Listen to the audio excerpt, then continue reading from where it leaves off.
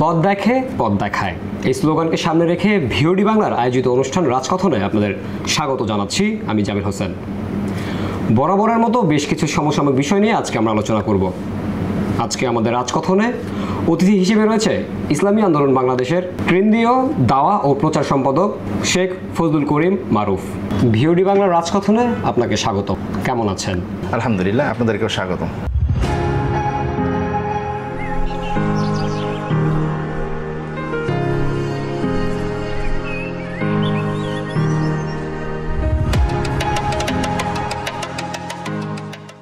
শুরুতে জানতে চাচ্ছি, আপনি ইসলামী আন্দোলন বাংলাদেশের রাজনীতির সাথে কিভাবে জড়িত হলেন, কিংবা কার অনুপ্রেরণায় আপনি এই রাজনীতিতে যুক্ত হলেন? আলহামদুলিল্লাহ, আমার বাবা, আপনারা জানেন বোধহয়, ইসলামী আন্দোলন বাংলাদেশ একটা আধ্যাত্মিক ধারা থেকে উঠে আসা সংগঠন। পীর সাহেব চরমোনাই, তিনি একটা আধ্যাত্মিকতার কাজ করতেন বাংলাদেশ মুজাহিদ কমিটির নামে, চরমোনাই কেন্দ্রিক। তারপরে তার রাজনৈতিক শাখা হল ইসলামী আন্দোলন বাংলাদেশ। তো আমার বাবা আমার জন্মের আগে থেকেই তিনি চরমোনাইয়ের মুরিদ ছিলেন। তো সেই সুবাদে পারিবারিকভাবেই আসলে আমরা ইসলামী আন্দোলন বাংলাদেশের সম্পৃক্ত। তবে আমি যখন কওমি মাদ্রাসায় পড়াশোনা করি, তখন আমি ধরেন হেদায়েতুন্নাহ কাফিয়া যখন পড়ি, তখন ইসলামী আন্দোলন বাংলাদেশ নিয়ে আমার মধ্যে বেশ কিছু প্রশ্ন জন্ম নিয়েছিল। কয়েকটা আমি স্পষ্ট বলে ফেলি। এর মধ্যে একটা ছিল যে আমরা সবসময় স্লোগান দেই পীর সাহেব চরমোনাই, সারা বাংলায় শুনতে চাই পীর সাহেব চরমোনাই, এর স্লোগান দিই। আমার কাছে মনে হয়েছিল যে একটা দলের মধ্যে এরকম ব্যক্তি প্রধান হয়ে উঠতেছে কেন, এই প্রশ্নটা নিয়েই আমি ইসলামী আন্দোলন বাংলাদেশ থেকে প্রায় সরে গেছিলাম। তখন তো ছাত্র আন্দোলন করি, সংগঠন থেকে সরে গিয়ে আমি অন্য কয়েকটা সংগঠন করছি। পরে আমার এক ওস্তাদ, তার কিছু বোঝাপড়া, ইসলামের সিরাত থেকে বেশ কিছু বোঝাপড়ার কারণে আবার নতুন করে ইসলামী আন্দোলন বাংলাদেশে আসা। তো ইসলামী আন্দোলন বাংলাদেশে আসা, এর আগে ছাত্র আন্দোলন ছিল আর কি, সেটা করা অনেকটা পারিবারিকভাবে, একই সাথে সাথে নিজস্ব বোঝাপড়ার মাধ্যমেও এই সংগঠনে আসা। আর একক অনুপ্রেরণা বলতে গেলে সেটা হলো আমার বাবার অনুপ্রেরণা। ইসলামী আন্দোলন বাংলাদেশের রাজনীতি কেন করছেন, উদ্দেশ্য কি? দেখেন, ইসলামী আন্দোলন বাংলাদেশের দলগত উদ্দেশ্য তো হলো দুনিয়াতে শান্তি, পরকালে মুক্তি। দুনিয়াতে শান্তি এই অর্থে যে বাংলাদেশে যেভাবে দেশ চলতেছে তাতে আমার আপনার নাগরিক অধিকার প্রতিনিয়ত ক্ষুণ্ণ হচ্ছে। আমার আপনার যেটুকু বিকাশ হওয়ার কথা ততটুকু বিকাশ হচ্ছে না। আমি সবসময় যেটা বলি যে আমার আপনার পাত থেকে, খাবারের পাত থেকে খাদ্য তুলে নেওয়া হচ্ছে, পুষ্টি তুলে নিতেছে যে সরকারগুলো। তো সেটাকে রোধ করার জন্য আমি ইসলাম বাংলাদেশ করি। একই সাথে সাথে বাংলাদেশের যে সংবিধানটা চলে, এই সংবিধানে আল্লাহর সার্বভৌমত্বকে প্রশ্ন করা আছে। এমন অনেক বিষয় আছে যেটা ইসলামের সাথে সাংঘর্ষিক।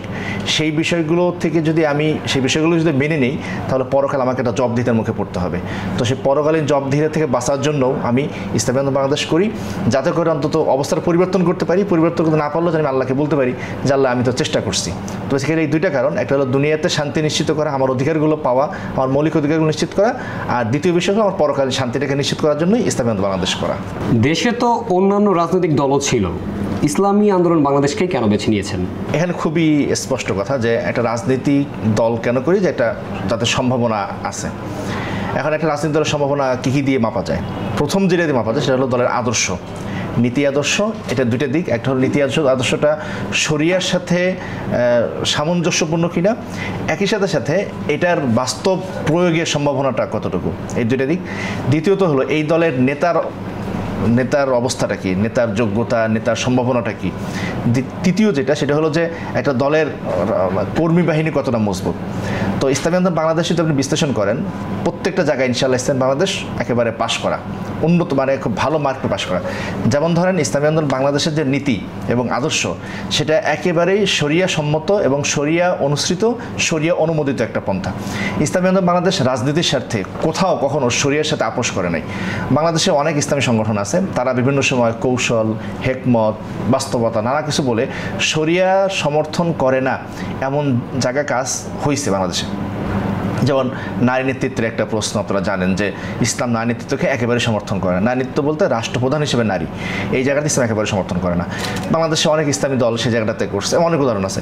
কিন্তু ইসলামী আন্দোলন বাংলাদেশ কখনোই কোনো অবস্থাতেই আমরা শরিয়ার সাথে কোনো আপোষ করি নেই। শরিয়া যেটা বলছে আমরা সেটাকেই আমরা মানছি। দ্বিতীয়ত হলো, শরিয়া মানতে গিয়ে আমরা একটা মানে ইউটোপিয়া টাইপ একটা দল আমরা করি নেই, বরং ইসলামী আন্দোলন বাংলাদেশের যে নীতি, কৌশল, আদর্শ, রাজনৈতিক যে কর্মকৌশল, সেটা খুবই বাস্তবসম্মত এবং এই দুনিয়াতেই সেটা একটা সফলতা আনার মতো। সেজন্য ইসলামী বাংলাদেশ করি।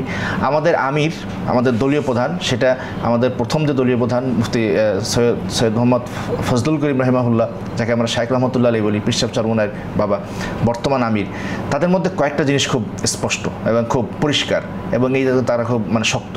সেটা হলো যে সততা, যা বলেন সেটাই করেন, এখানে কোনো ফাঁকযোগ রাখেন না। তাদের আর্থিক অনিয়মের কোনো সম্ভাবনা নেই। এই দলের একটা সাফল্য, একটা অর্জনও তারা অন্য কোথাও বিক্রি করেন না, এটা আমরা শতভাগ নিশ্চিত। আমাদের নেতার মধ্যে প্রচণ্ড দৃঢ়তা আছে, যেটা বলেন যদি কেয়ামত হয়ে যায়, দুনিয়া উল্টে যায়, আমাদের নেতা তার নীতির বাইরে যান না। তো আর তৃতীয় যে বিষয়টা আজ, সেটা হলো আমাদের নেতা তাদের কর্মীর প্রতি অত্যন্ত সহানুভূতিশীল। আমি ছোট্ট উদাহরণ দিই, আমি যখন 2017 সালে আমি ছাত্র আন্দোলনের সহসভাপতি, মূর্তি বিরোধী একটা আন্দোলন হইল, থেমিসের মূর্তি বসাইছিল, সেই মূর্তি বিরোধী আন্দোলন হইল। পয়লা রমজানের দিন আমারে গ্রেফতার করে নিয়ে গেল, পয়লা তখন বোধহয় জুনের রোজা।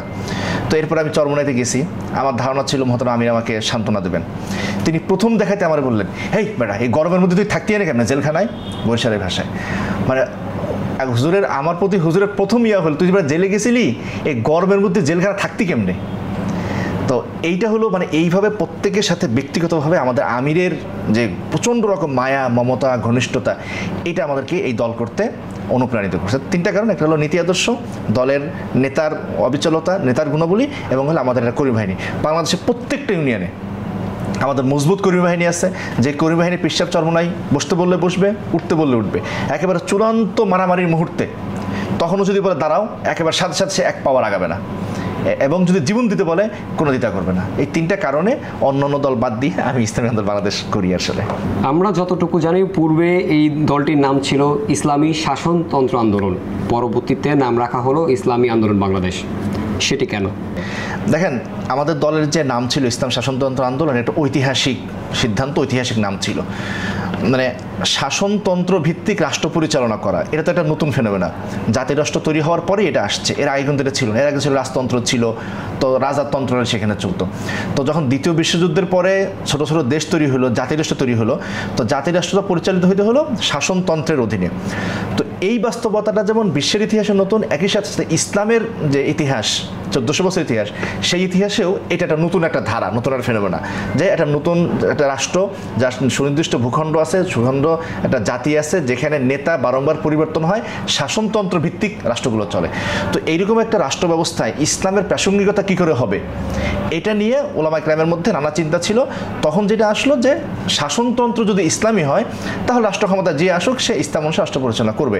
সেটা যখন পাকিস্তান তৈরি হয়েছে, তখন থেকেই পাকিস্তান রাষ্ট্রের জন্য একটা শাসনতন্ত্র, ইসলামী শাসনতন্ত্র হওয়ার আন্দোলন চলছিল। এরপরে পাকিস্তানে সেটা হয় নাই। যখন বাংলাদেশ হইল, বাংলাদেশও আমরা ওই যে ধারাবাহিকতা রক্ষা করে চলছি, যে বাংলাদেশ শাসনতন্ত্রটা ইসলামিক হওয়া দরকার। এখানে আরেকটা বিষয় খুব গুরুত্বপূর্ণ ছিল। দেখেন, বাংলাদেশের শাসনতন্ত্র যেটা হইলো, সংবিধান 71-এর পরে একটা অদ্ভুত সংবিধান আমার চাপায় দেওয়া হইলো। এই 4টা মূলনীতি আপনারা জানেন, বারংবার আমরা কথা বলে আসছি। 4টা মূলনীতি, আমাদের স্বাধীনতা ছিল না, স্বাধীনতা আগের কোনো সংগ্রামের ছিল না, স্বাধীনতার পরে এটাকে চাপায় দেওয়া হইলো। এই শাসনতন্ত্র বাংলাদেশকে স্বাধীনতার 5-7 বছরের মধ্যে একটা ভয়ঙ্কর রকম জায়গায় নিয়ে গেল। দেখেন সমস্যাগুলো কি, দেশ চলবে, দেশ কি প্রেসিডেন্সিয়ালি ফর্মুলায় চলবে নাকি পার্লামেন্টারি স্টাইলে চলবে, এটা নিয়ে একটা দ্বিধাদ্বন্দ্ব ছিল। দেশের অর্থনীতি কি মুক্তবাজার অর্থনীতি না কমান্ড অর্থনীতি, এটা নিয়ে একটা দ্বিধাদ্বন্দ্ব ছিল। প্রত্যেকটা ক্ষেত্রে এই দ্বিধাদ্বন্দ্বটা দেশকে সর্বনাশ করে দিচ্ছিল। তো সেই মুহূর্তে দেশের শাসনতন্ত্রকে ইসলামী যদি করা যায়, তাহলে দেশটা ভালোভাবে চলবে। এই অনুভবই থেকে আমার দলের নাম ছিল ইসলামী শাসনতন্ত্র আন্দোলন। এটা আমরা ধারাবাহিকতা করে আসছিলাম। 2008 সালে যখন ওই যে ফখরুদ্দিন মঈনুদ্দিন সাহেবের সরকারটা আসলো, সেই সরকারের নির্বাচন কমিশন তারা আমাদেরকে প্রথমে এটা ধরলো যে দেখেন, ইসলামী শাসনতন্ত্র মানেই হলো বর্তমান শাসনতন্ত্রকে চ্যালেঞ্জ করা। তো এই একটা এই বর্তমান সংবিধানকে চ্যালেঞ্জ করে আপনি রাজনীতি করবেন, এটা তো অনুমোদন করা যায় না। ফলে তারা আমাদেরকে চাপ দিল, বাধ্য করলো যে নামটা পরিবর্তন করেন। তো সেই চাপে বাধ্য হয়ে আমরা নামটা পরিবর্তন করছি, কিন্তু শাসনতান্ত্রিক পরিবর্তনের যে আন্দোলনটা, সেই আন্দোলনটা আমাদের এখনও আছে। এবং দেখেন, সবচেয়ে মজার বিষয় হলো, আমরা যে আলাপটা 1927 সাল থেকে দিয়ে আসতেছি যে বাংলাদেশের সংবিধানই বাংলাদেশের সমস্যার মূল কারণ, আজকের বাংলাদেশে এটা কিন্তু প্রমাণিত। আজকের বাংলাদেশ সবাই বলতেছে কি এই সংবিধানটা পরিবর্তন করতে হবে, অথচ এই দাবিটা কিন্তু আমরা 87 সালে করে আসছি। যদি 87 সালে এটা মানা হইতো, তাহলে 90ও লাগে না, 24ও লাগে না, এই জীবনগুলো ধরাইতে হয় না। এই আর কি। একটু বর্তমান প্রেক্ষাপটে আসতে যাচ্ছি, সেটা হচ্ছে যে নির্বাচন নিয়ে আপনাদের পরিকল্পনা কি? নির্বাচনী আমাদের পরিকল্পনা, আমাদের আমির বারংবার বলছেন দুটো বিষয়। একটা হলো আমরা পিআর পদ্ধতির নির্বাচনটা চাই, এটা নিয়ে আপনার দর্শকদের জন্য একটু করে বলে রাখা। সেটা হলো যে গণতন্ত্র যেটা বলা যায় সেটা হলো কি যে সংখ্যাগরিষ্ঠের শাসন, বা যদি গণতন্ত্র না বলেন রাষ্ট্র এমনভাবে পরিচালনা হওয়া উচিত বা একটা সমাজ এমনভাবে পরিচালনা হওয়া উচিত যেখানে সংখ্যাগরিষ্ঠ মতামত থাকবে। কিন্তু বাংলাদেশে নির্বাচন ব্যবস্থাটা এমন অদ্ভুত, এখানে সংখ্যালঘিষ্ঠ সংখ্যাগরিষ্ঠ বা শাসন করে। যেমন 1990 থেকে আপনি যেগুলো নির্বাচন হয়েছে প্রত্যেকটা নির্বাচনে দেখেন যারা শাসন ক্ষমতা গেছে, সেটা প্রথমবার বিএনপি, পরের বার আওয়ামী লীগ, পরের বার বিএনপি, পরের বার আওয়ামী লীগ, রেজাল্ট পর্যন্ত পরে তো হয়নি। প্রত্যেকটাতে শাসক দল ভোট পাইছে 35, 37, 39 এরকম। তার মানে কি 61%, 65% মানুষ এই শাসক দলের বিপক্ষে ভোট দিছে। তারপরও 65% মানুষের ভোট পৌঁছা যাইতেছে, আর 41% মানুষের ভোটটা বিজয়ী থাকতেছে। এই যে অন্যায্যতা, এই যে অনিয়ম, সেটাকে রোধ করার জন্য আমরা প্রস্তাব করছি কি পিআর পদ্ধতি। এখানে যে কয় % ভোট সেই কয় % সংসদে আসন। তার মানে কি একটা ভোটও পচা যাবে না, এই জন্য আমরা পিআর পদ্ধতির কথা বলে আসছি। দ্বিতীয়ত যেটা আমাদের আমি বারংবার বলছেন যে আমরা আসন ভিত্তিক একক ইসলামপন্থী প্রার্থী দেওয়া। এখানে ইসলামপন্থী বলতে যারা ইসলামী রাজনীতি করে এর বাইরেও হইতে পারে, সবাই হতে পারে। তো আমরা সেটা নিয়ে আসলে কাজ করে যাচ্ছি। আর যদি দলীয় প্রস্তুতির কথা বলেন, যে আমরা তো এর আগে নির্বাচন 18 নির্বাচনে আমরা 300 আসনে প্রার্থী দিয়েছিলাম। তার মানে বাংলাদেশের 300 আসনে প্রার্থী দেওয়ার মতো সেই সাংগঠনিক সক্ষমতা আমাদের আছে। তো এটাকে আমরা আবার ঝালাই করতেছি। আমাদের পদ্ধতিটা হলো আমরা আমাদের আসন ভিত্তিক যে আমাদের সংগঠনগুলো আছে, সংগঠনগুলোর কাছে নাম চাই, প্রার্থীর নাম 4টা, 5টা, 6টা নাম আসে। এরপরে কেন্দ্রের একটা মূল্যায়ন কমিটি আছে, সেই মূল্যায়ন কমিটি অনেকগুলো ক্যাটাগরিতে যাচাই করে, তার অতীত ইতিহাস, পড়াশোনা, সামাজিক অবস্থান যাচাই করে মোটামুটি 4-5টা নাম আনে। তারপরে এই নামগুলো নিয়ে আমরা এলাকার গণ্যমান্য ব্যক্তি, ওলামা একরাম, সামাজিক ব্যক্তিত্ব, তাদের কাছ থেকে মতামত নিয়ে আমরা একটা শর্ট লিস্ট তৈরি করি। তো 300 আসনে এরকম শর্ট লিস্ট আমরা এই মাসের মধ্যেই জুলাইয়ের ফার্স্ট উইকে ইনশাল্লাহ আমরা 300 আসনের 900 প্রার্থীর নামের তালিকা আমরা পেয়ে যাব। সেটা আমাদের প্রস্তুত থাকবে। নির্বাচনের আগে জোট বা রাজনৈতিক সমঝোতা, আসনের যেটা হয় সেই অনুসারে হয়তো হবে, কিন্তু আমাদের নির্বাচনী পূর্ণাঙ্গ প্রস্তুতি আছে। এটা হলো প্রার্থীগত প্রস্তুতি। আর্থিক একটা প্রস্তুতির বিষয় লাগে, সেটা নিয়ে কাজ করা হচ্ছে। দলের বক্তব্য, ম্যানিফেস্টো নিয়ে কাজ করতে হয়, সেটা তৈরি করা হচ্ছে। সাংগঠনিক কিছু মজবুতি অর্জনের বিষয় থাকে, ইউনিয়ন কমিটি করা, ওয়ার্ড কমিটি করা, কেন্দ্রভিত্তিক কমিটি করা, এরপরে হলো এজেন্ট দেওয়ার জন্য যে প্রস্তুতি, এই সব ধরনের প্রস্তুতি। নির্বাচন তো বিশাল যোগ্য, এই সবগুলো প্রস্তুতি ইনশাল্লাহ ইসলামী আন্দোলন বাংলাদেশ নিয়ে যাচ্ছে। আমরা ডিসেম্বরে তো আমরা নির্বাচন চাই নেই, কিন্তু ডিসেম্বরকে টাইমলাইন ধরে আমাদের সব প্রস্তুতিগুলো নেওয়া, সেভাবে আগাচ্ছি আমরা। আদর্শিক রাজনীতি চর্চার মাধ্যমে দেশে কি শৃঙ্খলা ফিরিয়ে আনা সম্ভব? আমি তো বলবো যে আদর্শিক রাজনীতি ছাড়া শৃঙ্খলা ফিরিয়ে আনা সম্ভব না। আদর্শিক রাজনীতি একমাত্র পন্থা। দেখেন, বাংলাদেশের মানুষ তো আমরা তো কম রক্ত দিলাম না, সেই 47-এ দিলাম, 52-এ দিলাম, 70-এ, 69-এ দিলাম, 70-এ, 71-এ, 90-তে। দেশ কি ভালো জায়গায় গেছে না দিন দিন খারাপ জায়গায় গেছে? কেন? যে আদর্শিক রাজনীতিটা ছিল না। আদর্শিক রাজনীতিটাই একমাত্র সমাধান আনতে পারে। তো বাংলাদেশে দেখেন রাজনৈতিক সংস্কৃতি প্রচণ্ড হানাহানিমূলক, প্রচণ্ড বিদ্বেষমূলক। আর মানুষ প্রচণ্ড ক্রিয়েটিভ। মানুষের মধ্যে যদি আদর্শ না থাকে, মানুষের মধ্যে যদি আল্লাহ খুদাবিদি না থাকে, তাহলে মানুষকে নিয়ন্ত্রণ করা কোনো আইন দিয়ে সম্ভব না। তো সুতরাং আদর্শিক রাজনীতি একমাত্র পন্থা দেশকে পরিবর্তন করার জন্য, এবং সাম্য, মানবিক মর্যাদা, সামাজিক ন্যায় বিচার, যেটা আমাদের চিন্তা ছিল 71-এ, এই 24-এ যেটা ছিল বৈষম্যমুক্ত বাংলাদেশ করার, সেটা একমাত্র পন্থা হলো আদর্শিক রাজনীতি করা। এখানে আমরা ভালো আগাইতে পারতেছি না, প্রত্যাশা যাইতে পারতেছি, অন্য কথা। কিন্তু আদর্শিক রাজনীতি যতদিন বিজয় না হবে, ততদিন বাংলাদেশের শান্তি আক্ষরিক করতে আসবে না। ইসলামী আন্দোলন বাংলাদেশ তরুণদেরকে কতটুকু প্রাধান্য দিচ্ছে? আমাদের দল বোধহয় বাংলাদেশের যে যতগুলো দল আছে তার কেন্দ্রীয় কমিটি যদি গড় বয়স করেন, সবচেয়ে বোধহয় কম বয়সী হলো ইসলামী আন্দোলন বাংলাদেশ। আমাদের মোহতারাম আমির তো তার 55 হয় নাই, 51-52। ইসলামী আন্দোলন বাংলাদেশের আমেলার গড় বয়স বোধহয় 40 থেকে 45-এর মধ্যে। কেন্দ্রীয় আমেলার, কেন্দ্রীয় আমেলা বলতে কেন্দ্রীয় কমিটির, জেলা কমিটিগুলো তো একই রকম। প্রত্যেকটা ক্যাম্পাসে আমাদের যে শক্তিশালী ধারা তৈরি আছে, তাতে আমরা তারুণ্যকে ফোকাস করেই, তারুণ্যকে প্রাধান্য দিয়েই আসলে আমাদের রাজনীতিটা করা। আমাদের প্ল্যানটা হলো যে বড়দের, মুরব্বীদের বুদ্ধি, অভিজ্ঞতা, তারুণ্যের অনুপ্রেরণা নিয়েই দলটাকে সাজানো, মানে শেকড় আর শিকড় এই দুইটা সমন্বয় করে আসলে দলটাকে চালানো। রাজনীতিতে গুণগত পরিবর্তন আনতে হলে কি করা উচিত? সেক্ষেত্রে কাদের ভূমিকা সব থেকে বেশি থাকা জরুরি বলে মনে করেন আপনি? গুণগত পরিবর্তন আনতে গেলে রাজনৈতিক সদিচ্ছাটা সবচেয়ে গুরুত্বপূর্ণ। কারণ বাংলাদেশের যতগুলো সরকার পরিচালিত বিভাগ আছে, সেখানে আমলাতন্ত্র বলেন, বিচার বিভাগ বলেন, মিডিয়া বলেন, সব জায়গায় রাজনৈতিক সদিচ্ছাটা গুরুত্বপূর্ণ। বাংলাদেশের রাজনৈতিক সদিচ্ছাটা না থাকার কারণেই এগুলো হয় না। হ্যাঁ, একথা সত্য যে রাজনৈতিক সদিচ্ছা, ধরেন ইসলামী বাংলাদেশ যদি আগামী নির্বাচনে ক্ষমতায় চলে আসে, তাহলে কি রাতারাতি সব কিছু পরিবর্তন হবে? সেটা হবে না। কারণ কি, গত 52 বছর 54 বছর ধরে বাংলাদেশের সামগ্রিক ব্যবস্থাকে একটা খারাপ জায়গায় নিয়ে গেছে। তো সেখান থেকে সদিচ্ছাটা 1 নম্বর। 2 নম্বর হলো দলগুলো অবিরাম একটা প্রশিক্ষণের মধ্যে দিয়ে যাওয়া। আমাদের দল বা আমরা বলেন বা জামাত ইসলাম বলেন বা অন্য ইসলাম সংগঠন বলেন, তারা দলগুলোর কর্মীদের উপরে, নেতাদের উপরে একটা প্রচণ্ড রকম নিয়ন্ত্রণ থাকে। আমার পক্ষে বা আমাদের দলের কারো পক্ষে কোথাও গিয়া দলের অনুমোদনের বাইরে কিছু করার সুযোগ নেই। এখন এটা যদি করা যায় তাহলে দলগুলো আগায়, কিন্তু এটা বাংলাদেশে নাই। যেমন ধরেন নুরুল হক নূর সাহেব, গণ অধিকার পরিষদের সভাপতি, তার সাথে কেন্দ্রীয় বিএনপি নেতৃবৃন্দের একেবারে দহরম মহরম সম্পর্ক, কিন্তু সেই ভদ্রলোকের বাড়িতে তাকে হামলা করা হলো কেন? ওই জায়গার নেতার উপরে কেন্দ্রীয় বিএনপির ওই অর্থে নিয়ন্ত্রণটা নাই। কেন্দ্রীয় বিএনপি তো চাঁদাবাজির পক্ষে কথা বলতেছে না, কিন্তু বাংলা চাঁদাবাজি তো হচ্ছে, দখলদারি হচ্ছে। তো এই যে নিয়ন্ত্রণটা না থাকাটা একটা সমস্যা। তাহলে আপনার যে প্রশ্নটা যে রাজনীতি গুণগত পরিবর্তন আনতে গেলে কী করা উচিত, তার প্রথম হলো যে রাজনৈতিক সদিচ্ছা, দলগুলোর মধ্যে প্রশিক্ষণ, ট্রেনিং বলেন, আদর্শিক উন্নয়ন এবং চেইন অফ কমান্ডার যদি মজবুত করা যায়, তাহলে একটা গুণগত পরিবর্তন আসবে। একই সাথে সাথে রাজনৈতিক সংস্কৃতিটাও পরিবর্তন হওয়া উচিত। বাংলাদেশের নির্বাচনে জিততে গেলে কি লাগে? সবাই কমন বলবে যে টাকা লাগে, পেশি শক্তি লাগে।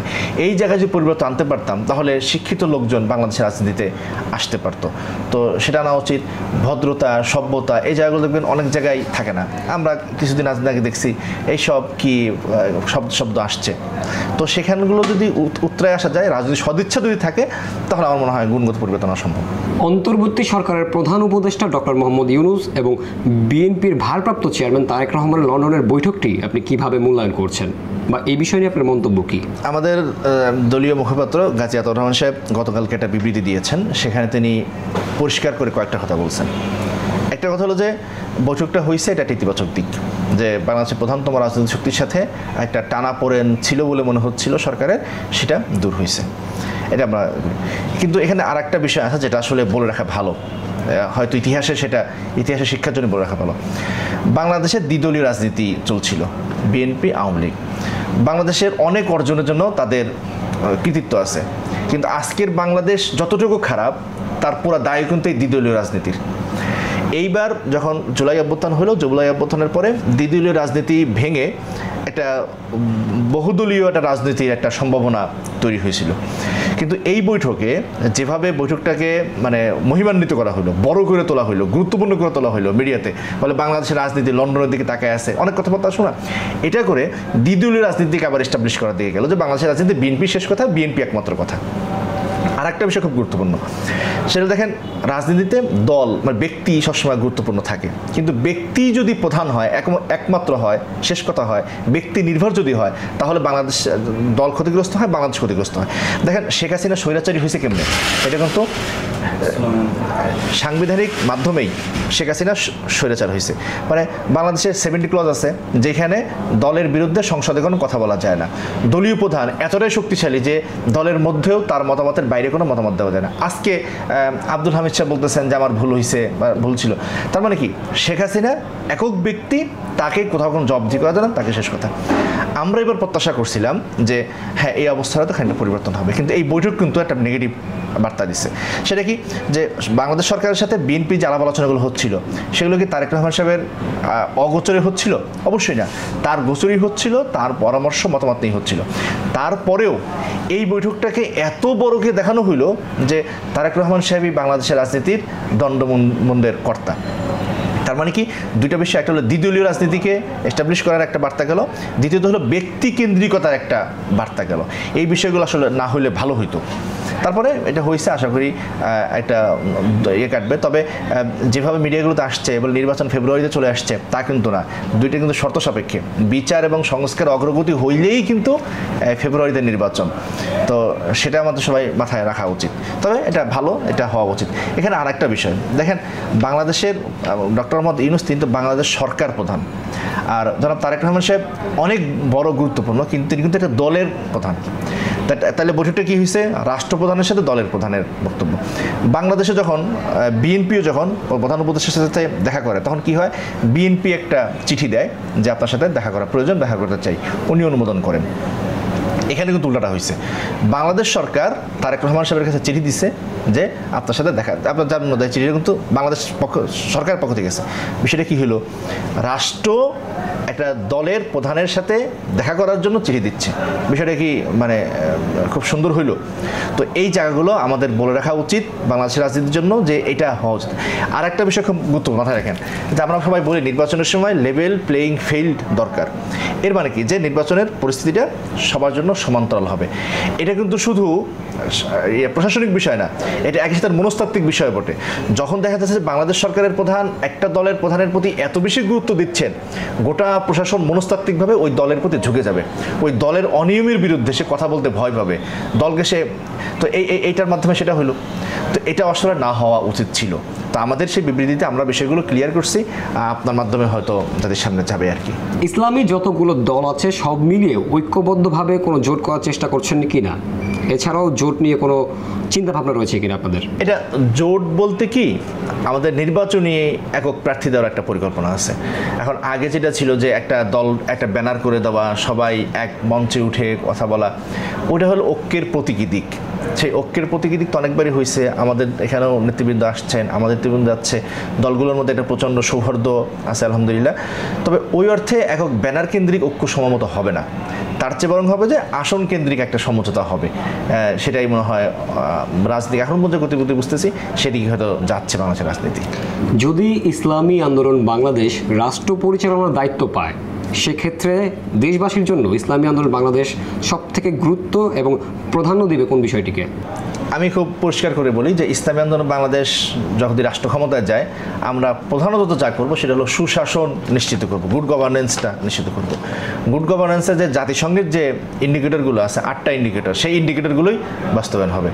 এখানে আমাদের বিরুদ্ধে বা সকল ইসলামপন্থীদের বিরুদ্ধে কিছু প্রোপাগান্ডা আছে, বলে আমরা গেলে নারীদের অধিকার ক্ষুণ্ণ হবে। আমরা খুব পরিষ্কার করে আপনার মাধ্যমে আপনার দর্শকদেরকে বলে রাখতে চাই যে ইসলামী বাংলাদেশ ক্ষমতা গেলে নারীদের অধিকার তো ক্ষুণ্ণ হবেই না, বরং নারীরা আরও বেশি অধিকারপ্রাপ্ত হবে, আরও বেশি ক্ষমতায়িত হবে।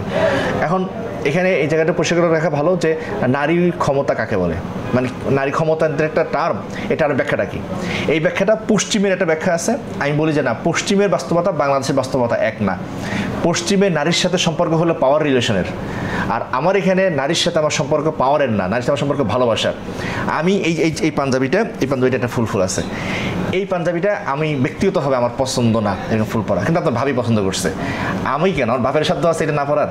এটা তো আমি না, তো বাংলাদেশের কোনো পুরুষের পক্ষে সম্ভব না। এখন এই যে আমি পড়তেছি, এটা আমার স্ত্রীর সাথে আমার কি পাওয়ার রিলেশনের কারণে না ভালোবাসা সম্পর্কের কারণে? তো এখন যদি বলেন যে নারী ক্ষমতায়ন, বলে পশ্চিম কোন অর্থে নারী ক্ষমতায়ন বলছে, আমাকে সে নারী ক্ষমতায়ন করতে হবে। আরে ভাই, প্রেক্ষাপটিত এক জিনিস না। তো বাংলাদেশের হাজার বছরের ইতিহাস ঐতিহ্য সমৃদ্ধ যে নারী ক্ষমতায়ন, সেই অর্থে ইসলামী বাংলাদেশ গেলে নারীটা সর্বোচ্চ ক্ষমতার শিকার হবে। বাংলাদেশে সুশাসন আসবে, আইনের শাসন প্রতিষ্ঠা হবে। কেমন আইনের শাসন? রাসূলুল্লাহ সাল্লাল্লাহু আলাইহি সাল্লাম যেটা বলেছিলেন যে আমার মেয়ে ফাতেমা যদি হাত কাটে, চুরি করে, আমি ফাতেমার হাত কেটে দেবো। ইনশাআল্লাহ ইসলামী বাংলাদেশ ক্ষমতা গেলে একেবারে চোখ বন্ধ করে আইন যা বলে তাই প্রয়োগ হবে। বাংলাদেশের সবচেয়ে বড় সমস্যা হলো দুর্নীতি। ইসলামী আন্দোলন বাংলাদেশ গেলে এক পয়সা দুর্নীতি হবে না, কারণ আমরা বাংলাদেশের আইনকে যেমন শ্রদ্ধা করবো, একই সাথে সাথে ইসলামী আন্দোলন বাংলাদেশের সকল কর্মী আল্লাহকে ভয় পায়। তিনি জানে যে আমি যদি সবার আড়ালেও যদি 1 টাকা মেরে খাই, কিয়ামতের দিনে 1 টাকা আমাকে অনেক বড় পাপের সম্মুখীন হবে। সেজন্য আমাদের এখানে দুর্নীতি হবে না। আমাদের আপনার ট্রান্সপারেন্সি যে বলেন, মানে স্বচ্ছতা, ইসলামী আন্দোলন বাংলাদেশ ক্ষমতা গেলে স্বচ্ছতার পূর্ণতা থাকবে। কখন কোন কাজ কিভাবে হবে, কেন হবে, এটা পাবলিক সবসময় জানবে। রেসপন্সিবল হবে বাংলাদেশের সরকার। যে কোনো সময় আমাদের আমিরের কাছে একেবারে দেখবেন যে ওপেন অ্যাক্সেস, যখন তখন যাওয়া যায়। ওমর রাদিয়াল্লাহু তাআলা আনহুর কাছে যখন তখন যাওয়া যেত। ইসলামী আন্দোলন বাংলাদেশ ক্ষমতা গেলে একেবারে ইউনিয়ন পরিষদের চেয়ারম্যান, উপজেলা নির্বাহী কর্মকর্তা থেকে রাষ্ট্রপতি পর্যন্ত সকলের কাছে ওপেন অ্যাক্সেস থাকবে। এবং রাষ্ট্রর ক্ষেত্রে এখনও আদর্শগতভাবে রাষ্ট্র যারা চালায় তারা জনগণের সেবক। ইনশাআল্লাহ ইসলামী আন্দোলন বাংলাদেশ সত্যিকার অর্থেই সেবক হবে। এবং সাম্য, মানবিক মর্যাদা, সামাজিক ন্যায় বিচারের যে আকাঙ্ক্ষা আমাদের 71-এ ছিল, বাংলাদেশের সাম্প্রতিককালে বৈষম্যহীন বাংলাদেশ করার যে আকাঙ্ক্ষা, সেই আকাঙ্ক্ষা শতভাগ পূর্ণ হবে ইসলামী আন্দোলন বাংলাদেশ ক্ষমতায় গেলে। এবং আমি আপনার দর্শকদের মাধ্যমে আপনার দর্শকদেরকে বলে রাখতে চাই যে বাংলাদেশের 54 বছরে তো অনেক দলকে দেখলো, বাংলাদেশ অনেক রাজনৈতিক আদর্শ দেখলো, নেতা দেখলো। এইবার ইসলামকে ক্ষমতায় নিয়ে দেখেন, এবং এই যে একটা পরিবর্তনটা দেখবেন, এই পরিবর্তন আপনার জীবনে আপনি দেখবেন যে আমার যা পাওয়ার কথা তাই আমি পাচ্ছি, আমার যা সম্পদ তাই আমার জন্য থাকতেছে। দেখেন, আসলে তো খুব আক্ষেপের কথা, বাজেট যে হয়, বাজেট কিন্তু একেবারে আমার আপনার পকেটের টাকা থেকে। এইটাতে আমি মোবাইলে ফোন করছি, তখন টাকা দিচ্ছি, এক গ্লাস পানি খাচ্ছি তাও টাকা দিচ্ছে, নাপা কিনে তাও টাকা দিচ্ছি। এই বাজেট নিয়ে ওরা করতেছে এটা কি? সে আমার আপনার টাকা আমার আপনার হাতছাড়া হয়ে যাচ্ছে। ইসলামী আন্দোলন বাংলাদেশ তা করবে না। মূল্যস্ফীতি মানে কি? জিনিসের টাকা দাম বাড়ায় আমার আপনার খাদ্য, আমার আপনার কেনার ক্রয় ক্ষমতা কমায় দেওয়া, সেগুলো ইনশাল্লাহ ইসলামী বাংলাদেশ করবে না। আমরা রাজনৈতিক আন্তর্জাতিক ক্ষেত্রে বলে রাখি যে ভারত সহ অন্য যারা, তাদের ভয় পাওয়ার কিছু নেই। বাংলাদেশ ইসলামের বাংলাদেশ ইসলামকে বিশ্বাস করে। ইসলামের রাসূলুল্লাহ সাল্লাল্লাহু আলাইহি সাল্লাম বলেছেন যে একজন সত্যিকার মুসলমানকে যার থেকে তার প্রতিবেশী নিরাপদ থাকে। ভারত আমাদের প্রতিবেশী। ইসলামের বাংলাদেশ ক্ষমতা গেলে ভারত তার সার্বভৌমত্ব, তার নিরাপত্তার ক্ষেত্রে শতভাগ নিশ্চিত থাকবে। আমাদের ভারতের প্রতি কোনো হুমকি তৈরি হয় এমন কোনো বিষয় হবে না। উইন উইন সিচুয়েশনে আপনি আমার ভালো চান, আমি আপনার ভালো চাই, এই সৌহার্দ্যপূর্ণ, ভালোবাসাপূর্ণ, আন্তরিকতাপূর্ণ পরিবেশ ইনশাল্লাহ তৈরি হবে। এটুকু বলার। আপনার দেখা বিগত 16 বছরের রাজনীতি কেমন ছিল? এছাড়াও বিগত 16 বছর আপনি কিভাবে কাটিয়েছেন? বিগত 16 বছর রাজনীতি তো একটা মানে হরর টাইম। আমরা যখন সংগঠন করি, আমার জীবনে তো সংগঠন করা শুরু করলাম তখন থেকে আওয়ামী লীগ। একটা কথা বলার সময় 5 বার ভাবতে হইতো, একটা ফেসবুক স্ট্যাটাস লেখার সময় 3-4 বার ব্যাক স্পেস দিতে হইতো। তো আসলে পরাধীনতা যে কী ভয়ঙ্কর ছিল সেটা গত আওয়ামী লীগ সরকার আমাদেরকে দেখাই গেছে। আমি ঢাকা বিশ্ববিদ্যালয়ের পাবলিকের ছাত্র, অথচ আমি কোনো সরকারি চাকরিতে কোনো আবেদনই করিনি। কেন? বলে আমি পার্টি করতাম, এটার কারণে আমি সরকারি চাকরির জন্য অচ্ছুত হয়ে গেছিলাম। আমি যখন ঢাকা বিশ্ববিদ্যালয় 13 সালে ভর্তি হইলাম, আমি তখন বাবরি রাখতাম। আমাকে বলা হয়েছে যে তুই এই বাবরি নিয়ে কেমন ইউনিভার্সিটি ক্লাস করে তোর আমি দেখে নেব। ইউনিভার্সিটি বলা হয়েছে, আল্লাহ পাকের রহমত ছিল, সেটা আমরা টিকে আসছি। তো প্রত্যেকটা ক্ষেত্রে আমার ওই বছর একটা ঘটনা বলি। আমরা তো ওই যখন ডিপার্টমেন্টে আমাদের ভাইবা দিয়ে গেছে থেকে আর কি, এই কলা অনুষদ থেকে ডিপার্টমেন্টে আমরা গেছি, স্যাররা ভাবি নিচ্ছেন। একটা মেয়ে কাঁদতে কাঁদতে বের হয়েছে হিজাব পরা। কেন?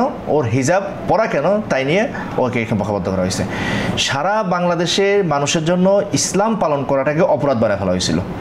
হ্যাঁ, একই সাথে সাথে কথা বলাটাকে অপরাধ বানিয়ে ফেলা হয়েছিল। আমাদের সাবেক সভাপতি, আমি যখন সাংগঠনিক সম্পাদক, আমার ছাত্র আন্দোলনের তৎকালীন সভাপতি আরিফুল ইসলাম ভাইকে এখান থেকে গ্রেফতার করে নিয়েছে 6 জনকে। আরিফ ভাই হয়তো কথাটা আরিফের থেকে কথা শুনেন। তাকে উল্টা করে উলঙ্গ করে ঝুলাইয়া রাখছে এবং এই অবস্থা পিটিয়েছে, একটা মানুষ টমার মধ্যে ফেলে দিয়েছে। মানে এত ভয়াবহ নির্যাতন। আজকে যখন ইসরায়েলের নির্যাতনের কথা বলি, ভারতের নির্যাতনের কথা বলি, আমার মনে হয় যে বাংলাদেশেও তো আমরা এমন একটা সিচুয়েশনের মধ্যে দিয়ে আমরা গেছি। তো গত 16 বছর 15 বছর একটা সত্যিকার অর্থে একটা হরর টাইমের মধ্যে দিয়ে আমরা পার করছি। আল্লাহ পাকের শুকরিয়া যে সকলের সম্মিলিত প্রচেষ্টার মধ্য দিয়ে সেটা উত্তরণ হয়ে গেছে। এইরকম পরিস্থিতির জন্য আর বাংলাদেশে ফেরত না আসে, সেজন্য যে সাংবিধানিক সংস্কারগুলো করার কথা বলা হয়েছে, সেই সংস্কারগুলো খুবই জরুরি। ইসলামী আন্দোলন বাংলাদেশ এই দলটিকে মানুষ কেন ভোট দেবে, কি কারণে বা ভোট দেবে, সেটা আমার অনেক এই আলোচনায় আসছে। আমি যদি একেবারে এক কথায় বলি, আপনি যদি শান্তি চান ইসলামী আন্দোলন বাংলাদেশকে ভোট দেন। যদি সুশাসন চান ইসলামী বাংলাদেশকে ভোট দিতে হবে। ইসলামী আন্দোলন বাংলাদেশ কিন্তু রাজনৈতিক সংগঠন।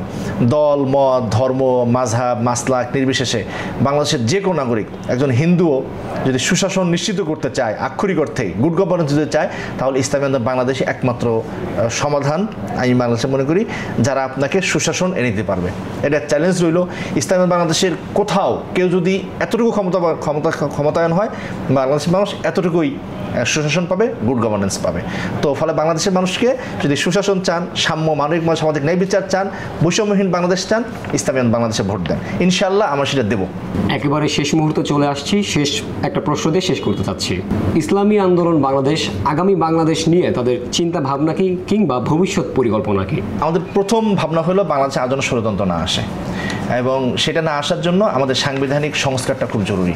বাংলাদেশের প্রধানমন্ত্রী দলীয় প্রধান, সরকার প্রধান এক না হওয়া, পরপর দুইবার প্রধানমন্ত্রী না থাকা, সংবিধানের ৭০ অনুচ্ছেদ যেটা সেটা সংস্কার হওয়া, যেন দলের বিরুদ্ধে মানে সংসদে ভোট দিতে পারে, সংসদের এই সংসদীয় কমিটির প্রধান যেটা সেটা বিরোধী দল থেকে হওয়া, এই ধরনের কাজগুলো একেবারে সাংবিধানিক প্রতিবন্ধকতা যদি তৈরি করা যায় ষড়যন্ত্র রোধ করার জন্য, সেটা আমরা খুব গুরুত্বপূর্ণভাবে চাই। সেটা আমরা ক্ষমতা যাই আর যেই ক্ষমতা যাক। দ্বিতীয়ত হলো বাংলাদেশের রাজনীতির সংস্কৃতিটা পরিবর্তন করা। বাংলাদেশের রাজনীতির সংস্কৃতিটা হলো ক্ষমতা কাঁকড়ে থাকা। দেখেন, আজকে কথা বললে হয়তো সমালোচনা হবে যে 2006-এ এবং 1-11 তৈরি হয়েছিল আসলে কেন, সেটাও কিন্তু তৎকালীন 6-এর সরকারের ক্ষমতা আঁকড়ে থাকার একটা পরিকল্পনার কারণে। তারা যদি পারতেন তারা কিন্তু ক্ষমতা আঁকড়ে ধরে থাকতেন, তারা পারেন নাই। তো এই যে ক্ষমতা আঁকড়ে ধরে থাকার যে চিন্তা প্রবণতা, এটা যেমন একেবারে রাষ্ট্র পর্যায়ে আছে, একেবারে তৃণমূল পর্যায় পর্যন্ত আছে। দেখেন, বাংলাদেশে অনেক সংগঠনের আপনি কোনো জেলা কমিটি করতে পারবেন না, তারা পারে নাই, এখনও পারতেছে না। কেন? জেলার কমিটি যিনি প্রধান আছেন তিনি তার পদ ছাড়তেছেন না। তার মানে কি, একেবারে মাইক্রো লেভেল থেকে ম্যাক্রো লেভেল, ম্যাক্রো লেভেল থেকে মাইক্রো লেভেল, সব লেভেলেই ক্ষমতা আঁকড়ে থাকার একটা প্রচণ্ড রকম প্রবণতা আছে। এইটার অবশ্যই দূর হইতে হবে। আর তৃতীয়ত বিষয়টা হলো যে রাজনৈতিক দলগুলোর মধ্যে পরস্পর সম্পর্ক আসলে কি, এটা প্রতিযোগিতার সম্পর্ক, প্রতিদ্বন্দ্বিতার সম্পর্ক। মানে আপনার কাজটা আপনি করেন, আপনি কতটুকু ভালো করে জনগণের মন জয় করতে পারেন, আমি কতটুকু ভালো করে মন জয়, এটুকু না। কিন্তু বাংলাদেশের রাজনীতি সেটা হয় না। বাংলাদেশের রাজনীতি পরস্পর বিনাশকামী। আমি জিততে চাই মানে কি, আপনাকে মেরে কেটে ফেলাই দিব রেস থেকে, তারপর আমি জিতবো। এইটা আমাদেরকে অনেক বড় ক্ষতি করছে। এটার আমরা একটা পরিবর্তন চাই। আমাদের রাষ্ট্র চলে হলো সাংবিধানিক যে প্রতিষ্ঠানগুলো আছে, প্রতিষ্ঠানগুলোর উপরে ভিত্তি করে চলে। বাংলাদেশের সবগুলো সরকারি কাজটা করছে যে সাংবিধানিক প্রতিষ্ঠানগুলো ক্ষতিগ্রস্ত করছে, বিচার বিভাগকে ক্ষতিগ্রস্ত করছে, দুদককে ক্ষতিগ্রস্ত করছে, নির্বাচন কমিশনকে ক্ষতিগ্রস্ত করছে। আমরা চাই যে আমাদের সাংবিধানিক যে প্রতিষ্ঠানগুলো, এই প্রতিষ্ঠানগুলো সক্রিয় থাকুক, শক্তিশালী থাকুক, এটা আমাদের চাওয়া। আর সর্বশেষ যেটা চাওয়া সেটা হলো ইসলামী শাসনতন্ত্রটা দেওয়া। দেখেন, এইটা খুব বলার দরকার। বাংলাদেশের মানুষ আমরা 1000 বছর ধরে মুসলমান। হ্যাঁ, আপনি গোলাম মুর্শিদের একটা বই পড়তে পারেন, যেটা 1000 বছর বাঙালি সংস্কৃতি, সেখানে তিনি দেখাইছেন যে আজকে যে আমরা বাঙালি বলি, এটা কিসের ভিত্তিতে বলি? হয় দুইটা পন্থা হতে পারে। একটা হলো যে এই যে একটা ভূখণ্ড, বাংলা নামে একটা ভূখণ্ড, সেই ভূখণ্ডের ভিত্তিতে বাঙালি বলি, অথবা বাংলা একটা ভাষা, এই ভাষার ভিত্তিতে আর বাঙালি বলি। দুইটা যেটাই হোক না কেন, দুইটাই মুসলমানদের হাতে নির্মিত। আপনি নিশ্চয় জানেন শামসুদ্দিন ইলিয়াস শাহ, তিনি বাংলার যে বিচ্ছিন্ন অঞ্চলগুলো সেগুলোকে একত্রিত করে শাহে বাঙ্গাল নাম দিয়েছিলেন। তার মানে বাংলা নামে একটা ভূখণ্ড তৈরি শামসুদ্দিন ইলিয়াস শাহ করছিলেন। তার মানে ভূখণ্ড হিসেবে বাংলার, এটা মুসলমানদের হাতে তৈরি। একইভাবে ভাষা, বাংলা ভাষা তো একসময় ছিল যে বাংলা ভাষা কথা বললে, ধর্মচর্চা করলে নরকে যেতে হইতো। সেটা মুসলমান শাসকরাই বাংলাকে রাজকীয় ভাষা বানাইছে। তার মানে কি, বাংলার একেবারে ওতপ্রোতভাবে জন্মগতভাবে বাংলা ইসলামের সাথে সম্পৃক্ত। গত 1000 বছর ধরে আমাদের হাসি কান্না, আমাদের আনন্দ উৎসব, আমাদের সংগ্রাম সাধনা সব কিছুর সাথে ইসলাম সম্পৃক্ত। বাংলা একটা মজার কথা বলিস, গতকালকে একটা দেখছিলাম এক ভদ্রমহিলা, তিনি বলতেছেন যে বাংলাদেশে লিভ টুগেদারও নর্মালাইজ হবে ইনশাআল্লাহ। কথার খেয়াল করেন, লিভ টুগেদার নর্মালাইজ হবে, এরপর কি বলতেছে? ইনশাআল্লাহ। বুঝতেছেন? আমার পয়েন্ট হলো এটা যে বাংলাদেশে ইসলাম এমনভাবে ঢুকানো, সে লিভ টুগেদারের মতো একটা হারাম জিনিসকে সে বৈধ মনে করতেছে, কিন্তু তার অবচেতন ইনশাআল্লাহ আসতেছে। বাংলাদেশে ইসলামটা মানুষের এই জায়গায় প্রথিত। তো তার অন্যদের কাছে কী অবস্থা? সেই এমনভাবে মানুষের রক্ত মাংসে প্রথিত যে ইসলাম, সেই ইসলামকে যদি বাংলাদেশের সংবিধান আনা যায় তাহলে বাংলাদেশ শান্তি আসবে। আর না হলে এই যে আগে কয়েকটা ছিল একেবারে বস্তা কষা, এখনও কিছু আনা হচ্ছে, এগুলো দিয়ে আক্ষরিক অর্থে বাংলাদেশ আসবে না। তা আমাদের চাওয়া হলো বাংলাদেশের সংবিধানটা যেন ইসলাম, যদি কারো আপত্তি থাকে বলে ইসলাম দরকার নেই, কিন্তু বাংলাদেশের মানুষের 1000 বছর ইতিহাস ঐতিহ্য সেটা তো সম্মান করবেন, সেই অনুসারে সংবিধানটা বানান, এটা আমাদের চাওয়া। আজকে সময় দেওয়ার জন্য ভিডিও বাংলার পক্ষ থেকে আপনাকে অসংখ্য ধন্যবাদ। আপনাদেরকে ধন্যবাদ। আমাদের কথাগুলো আপনারা পৌঁছান, আপনাদের মাধ্যমে তো আসলে রাষ্ট্র চলে। এবং বাংলাদেশের মিডিয়া গত 15 বছরে যেখানে গেছিল, আপনারা সেখানে একটা নতুন পরিবর্তন আনবেন, সত্যকে সত্য হিসেবে তুলে ধরবেন, এই প্রত্যাশাই আমাদের আছে এবং আপনারা সেটা করেও যাচ্ছেন। আপনাদেরকে ধন্যবাদ। আপনাদের পথ চলাটা মসৃণ হোক, কারণ আমরা জানি যে আপনারা কী পরিমাণ বিপদে থাকেন। গত আন্দোলনের সময় আমরা দেখছি যে আমরা মায়ের খেয়ে দৌড় দিচ্ছি, আর আপনি ওই যে মারতেছে তার দিকে দৌড়াচ্ছেন কেন, আপনি একটা ফুটেজ নেবেন। এই ফুটেজটা কিন্তু আজকে আমার জন্য হয়ে থাকতেছে। তো সাংবাদিকরা যে রাষ্ট্রের জন্য কতটা গুরুত্বপূর্ণ আমি খুব হারে হারে অনুভব করি, এবং আপনারা যে কী পরিমাণ দুঃসাহসী ছিলেন এটা আসলে বলা হয় না, এটা আসলে ক্রেডিট দেওয়া হয় না। এটা আমার মনে হয় রাজনৈতিক দলগুলো উচিত, আমরাও সেটা আমাদের উচিত যে এই সাংবাদিকদের এই জায়গাটাতে মূল্যায়ন করা। ইনশাআল্লাহ আপনারা সেটা করবেন। আল্লাহ আপনাদেরকে উভয় জাহানে এর প্রতিদান দান করবে ইনশাআল্লাহ। এতক্ষণ সময় নিয়ে আমাদের অনুষ্ঠানটি দেখার জন্য আপনাদেরকেও ধন্যবাদ। দেখা হবে পরবর্তী কোনো পর্বে নতুন কোনো অতিথির সাথে। সেই পর্যন্ত সবাই ভালো থাকুন, সুস্থ থাকুন, ভিওডি বাংলার সঙ্গেই থাকুন।